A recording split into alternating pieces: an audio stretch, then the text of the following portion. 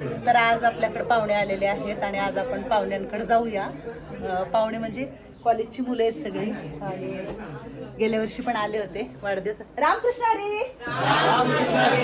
मोठ्याने आवाज येऊ द्या तुमचा जरा. रामकृष्ण हरी. आज असं वाटतं की पूर्ण कॉलेज माझ्याकडे जमा झाले सगळं, पण संडे सुट्टी आहे. कॉलेजच्या काही गोष्टी नकोय काय, सगळ्या आजी लोकांच्या आणि मजा मस्ती करायला आला तुम्ही सगळेजण इकडं, बरोबर? तर आता थोडंसं ह्यांच्याशी बोलूया आपण. आजचा दिवस म्हणजे नो काम नो जेवण काय नाही, फक्त आराम करायचंय. आणि ते बघा तिघी जण आहेत तिकडं, ते तिघी जण आहेत ते स्वयंपाक करणार आहेत, मी फक्त आयतं जेवणार आहे, बरोबर ना?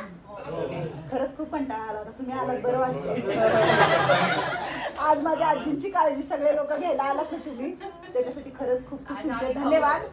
आणि दुसऱ्यांदा आले तुम्ही बघितलं असेल कांद्याची भाजी स्पेशल आमच्यासाठी आज खानदेश जळगाव.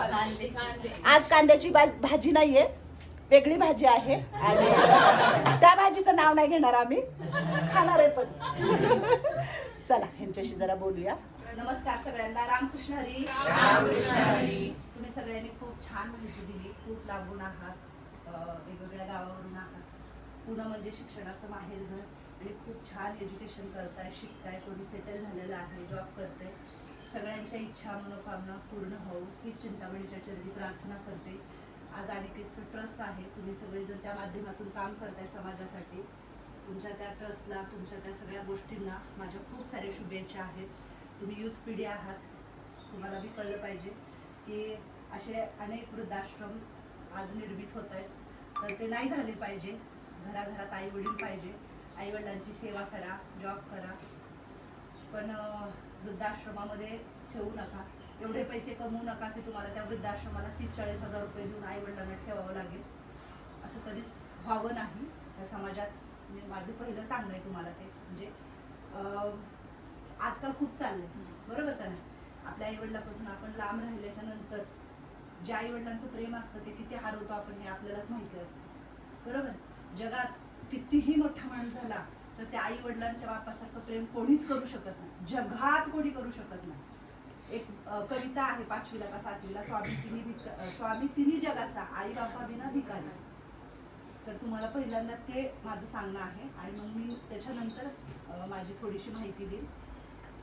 माझं नाव ज्योती संतोष पठाई, मी आहे लातूर,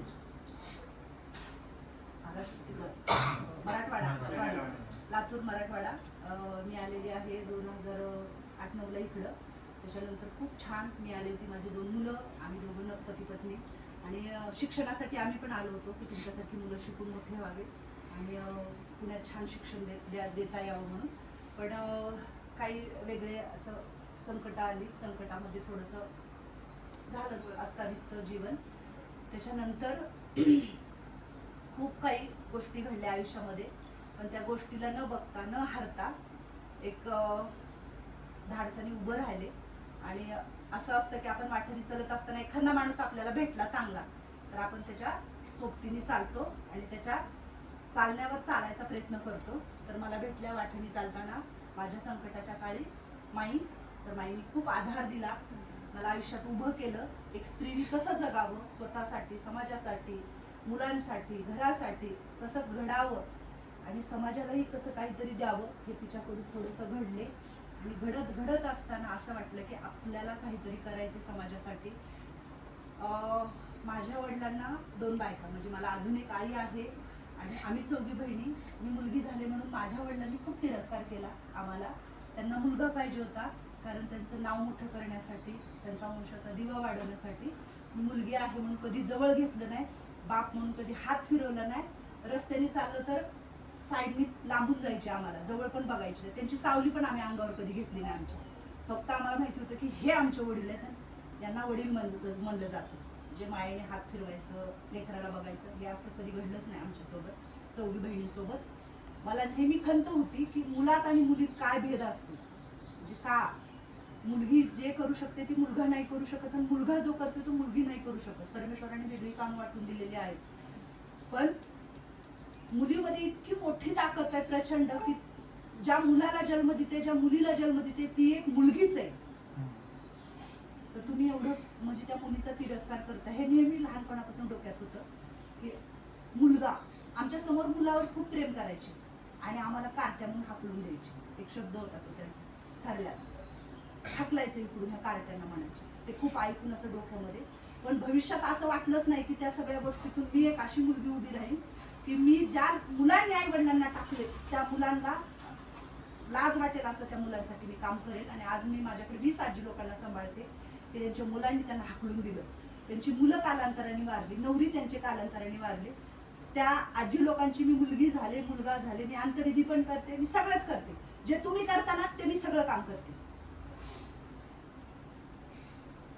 म्हणून मुलगी आणि मुलग्यातला भेद, या भेदाने खूप मोठं मला घडवलं. आणि असं वाटतं की कोणी कधी कुणाला आई वडिलांनी कमी नाही समजावं, लेकरावर नेहमी सारखं प्रेम करावं. पण माईंनी मला खूप प्रेम दिलं, मला सांभाळलं, माझ्या मुलांना सांभाळलं, आधार दिला. आणि म्हणतो ना आपण, साधू संतांची ही भूमी आहे आणि आपण ते विसरलं नाही पाहिजे. नेहमी आपल्या आईवडिलांसाठी, समाजातल्या काही लोकांसाठी जे दीनदुबळे आहेत, निराश आहेत, रंजलेले आहेत, गांजलेले आहेत, त्यांच्यासाठी आपल्याला भगवंतांनी सगळं काही चांगलं दिलं. आपला एकही पार्ट खराब नाही. आपण परिपूर्ण जन्माला आलेलो आहे. मग आपण काहीतरी समाजाला देताना, जाता जाता काहीतरी देऊन जावं नेहमी. तर असं ठरवलं 2016-17ला आपण एक संस्था काढूया. स्वतःहून मी जॉब केला, मिस्टर आजारी, मुलगा आजारी, जॉब केला. कुमार बायो प्लॅन्ट म्हणून इथे कंपनी आहे, त्या कंपनीत जॉब केला. त्याच्यानंतर मी संस्था काढली. संस्था काढल्यावर पुणे स्टेशन असो किंवा मार्केट यार्ड असो, मी तिकडं मागितल्या, पावत्या फाडल्या, मी घाबरले नाही, हारले नाही. जवळचं कोणीच आलं नाही, नातेवाईक म्हणजे कोणीच नव्हतं. एवढं गाव पूर्ण आमचं आहे, पण त्या गावातले एकाने कधी फोन केला नाही 7 वर्ष. मिस्टरांना घेऊन हॉस्पिटल फिरले, मुलाला घेऊन फिरले, कोणीही आलं नाही. माईंनी मदत केली आणि माईची मदत इतकी मोठी झाली की मी आज असं समजलं स्वतःला की मला माईंसारख्यांना आधार देता यावं.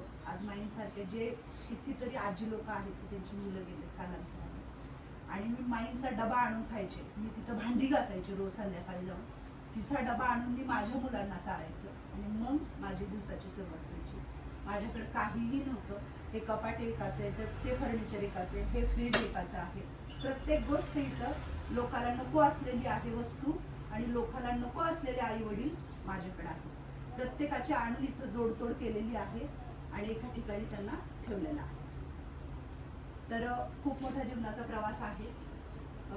एकटीने इथपर्यंत आज घेऊन आलेली आहे, न हारता. स्वतःला पण कधी हारू दिलं नाही. पण ह्या 3 वर्षात रोहित रोहनचे पप्पा गेले, थोडेसे हारले, थांबले, खचले, परत उभी राहिले. हे सर्कल आहे आणि हे चालणार आहे, जाणार नाही तर येणार नाही. म्हणून गेलेल्या गोष्टींचं खूप दुःख होतं. आपल्याला जरी सोडून गेले तरी आपण थांबायचं नसतं, आपल्याला एक दिवस जायचे, सगळं काही करायचं.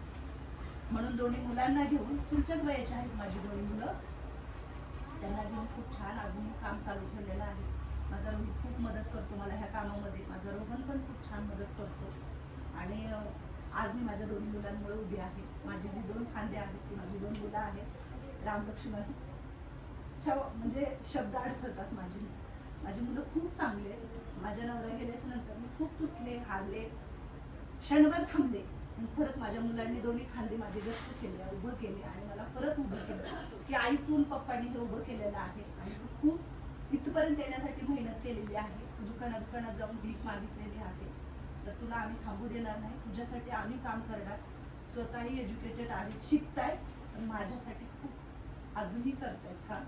माझा रोहित ॲम्ब्युलन्स चालवतो.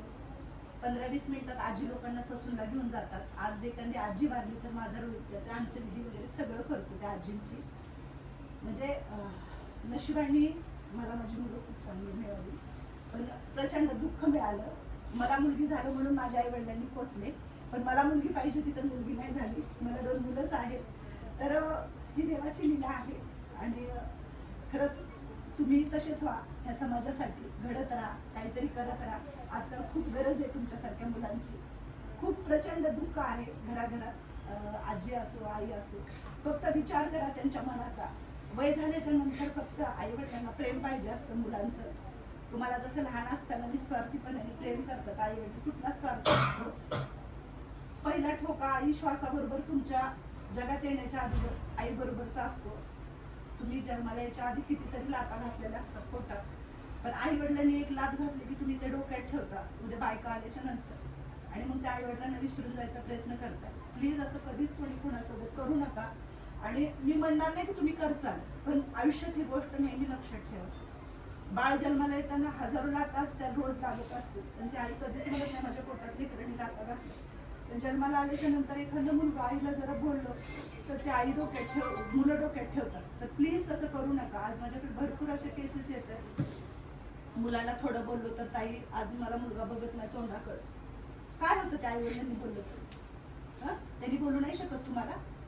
जन्म दिलाय तुम्हाला. तुम्हाला माहिती ना आता एक छोटीशी केस झाली होती बघा, 14 वर्ष त्या मुलाच्या आई वडील सांभाळ करत होते, तो कोमामध्ये होता. तर इच्छामरण मिळालं ना. कुणामुळे मिळालं? ज्या आई वडिलांनी जन्माला घातलं त्या आई वडिलांना अधिकार असतो त्या मुलासाठी सगळं काही करण्याचा. तर मी आजच्या दिवशी एकच तुम्हाला सगळ्याला सांगेन की रोज एक तरी फोन आई वडिलांना करत जावा. कितीही राग आला तर तू जेवली आहेस का म्हणून विचारत जावा.